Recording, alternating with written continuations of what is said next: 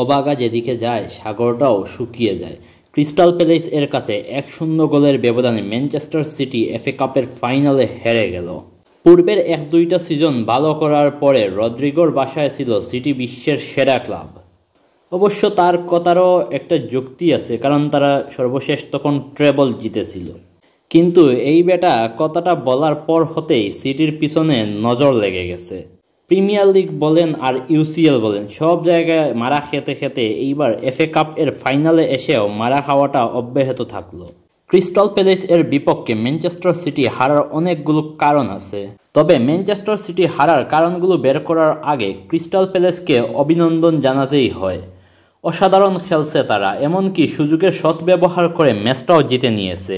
ম্যাচের মাত্র 16 মিনিটের মাথায় কাউন্টার অ্যাটাক থেকে কলম্বিয়ান মুনোজের অ্যাসিস্ট হতে এজের দুর্দান্ত ফিনিশিংয়ে ম্যাচে এগিয়ে যায় ক্রিস্টাল প্যালেস। তারপরে যদিও একটি পেনাল্টি সিটি পায়, আর সেই পেনাল্টি হালান্ড নিজের না নিয়ে মারমুশকে দিয়ে দিলেও তিনি সেটিকে কাজে লাগাতে পারেননি। পেনাল্টি থেকে গোলে কনভার্ট করা যায়নি।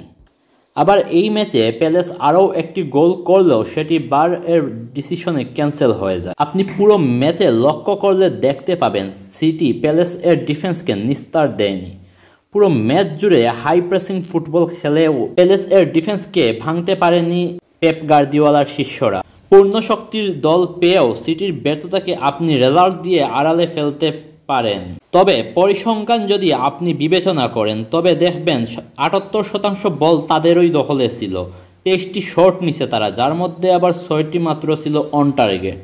তবে গ্রাউন্ড ডুয়েল ও এরিয়াল ডুয়েলের হারে দেখা গেছে ব্যর্থতা সিটির। অবশ্য সিটির ব্যর্থতা ফুটিয়ে তুলতে প্যালেস এর ডিফেন্স ও তাদের গোলকিপার হেন্ডারসনকে ক্রেডিটটা দিতেই হবে। আর নিজেদের প্রথম এফএ কাপ শিরোপাটাও অবশ্য এই ডিফেন্স ও গোলকিপারের বদৌলতেই তারা পেয়ে গেল।